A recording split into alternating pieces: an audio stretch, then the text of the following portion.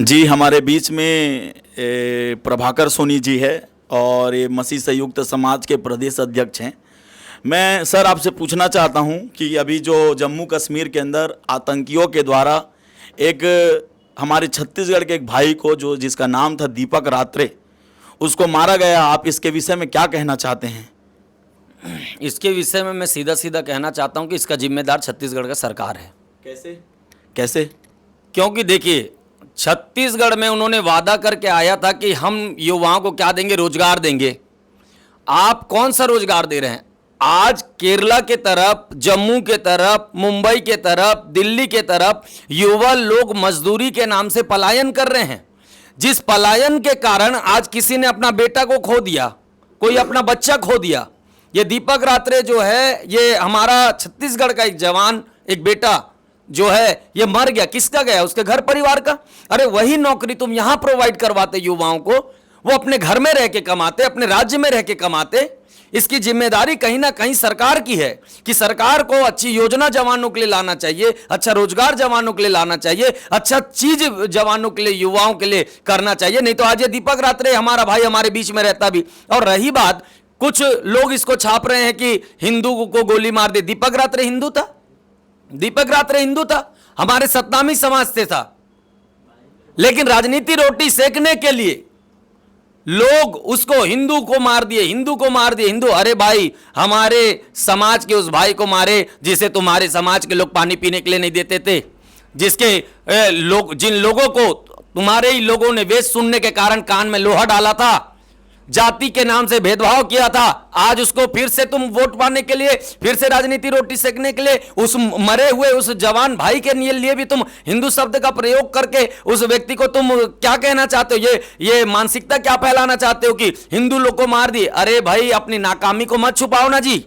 आज छत्तीसगढ़ से लोग भाग क्यों रहे हैं काम करने के लिए बाहर? में ये पूछना चाहता हूं सरकार को। क्यों? आपको अगर मान लीजिए आप रायपुर के निवासी हैं, रायपुर में आपको एक बेहतर जॉब मिल जाएगा, आप मुंबई क्यों जाएंगे अपने माँ बाप को छोड़ के जी? क्यों जाएंगे आप अपने माँ बाप को छोड़ के? इन्होंने क्या वादा करके आया था? हम युवाओं को रोजगार देंगे, युवाओं का भविष्य हम बनाएंगे। कौन सा भविष्य बनाए? एक बेचारा लड़का, मासूम लड़का क्या सोच के गया होगा? सोचो, कमाऊंगा, घर परिवार, माँ बाप को पालूंगा, पोसूंगा। ये कितना दुखदाई बात है। और सरकार जो है केवल यहां पर अभी भी धर्म की राजनीति कर रहा है। ये सरकार को, हम जवानों को चाहिए कि इनको मुंह तोड़ जवाब देना पड़ेगा। जिस प्रकार से आज वो जवान लोग जो जंतर मंतर पर बैठ करके धरना दिए हैं, जेएनजी लोग, आज हमको जागरूक युवा बनना पड़ेगा। सत्ता की गुलामी नहीं, सत्ता से सवाल पूछने वाले युवा बनो। सत्ता से जब आप सवाल पूछते हैं तो यह प्रकट होता है कि आप एक जिम्मेदार नागरिक हैं। अब बताइए कि किस दशा में वो लड़के के घर परिवार के लोग आज होंगे। यहां पे नौकरी रहता तो वो मारा जाता जी? नहीं मारा जाता। मैं जिम्मेदार क्यों बोल रहा हूं सरकार को? इसलिए बोल रहा हूं कि सरकार अगर सुविधाएं यहां दे, इस राज्य में दे, तो युवा यहां से पलायन नहीं करेंगे। एक लड़के को आरएसएस वालों ने मार दिया। एक हमारे ही छत्तीसगढ़ का एक दलित युवा को पीट पीट कर मार दिए लोगों ने। क्यों? वो गया था काम करने बाहर।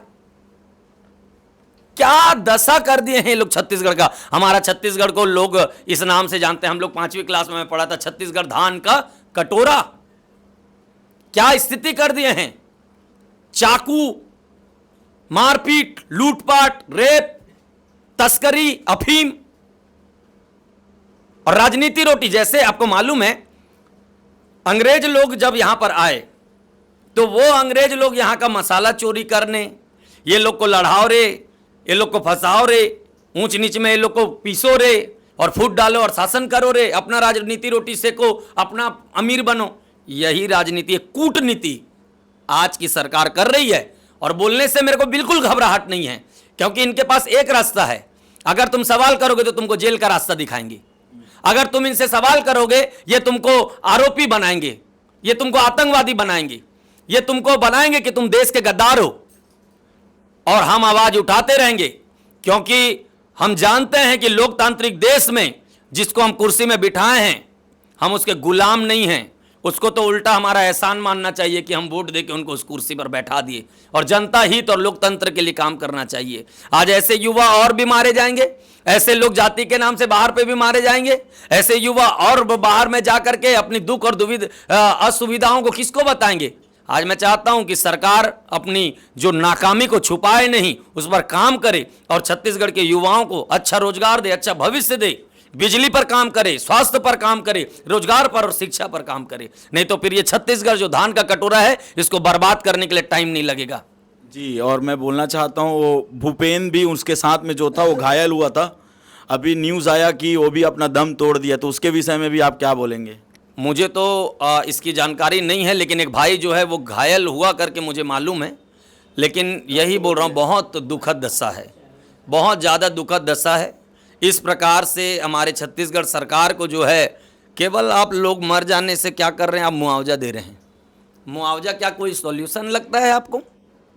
अभी हमारा एक भाई बर्मन बिलासपुर के ट्रेन दुर्घटना में मारा गया, उसको तुम मुआवजा दे दिए।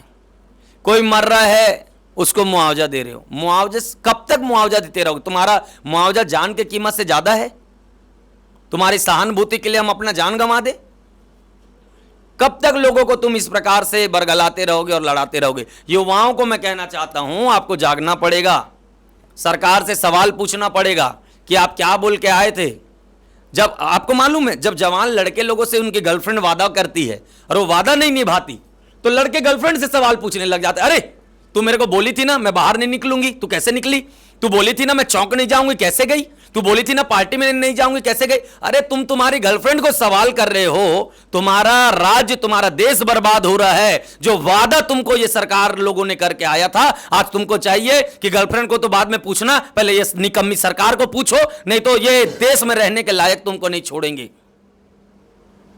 और मैं आपके मीडिया को धन्यवाद करता हूं कि बातों को रखने का एक मौका आप लोगों ने दिया। आप सभी को बहुत बहुत धन्यवाद।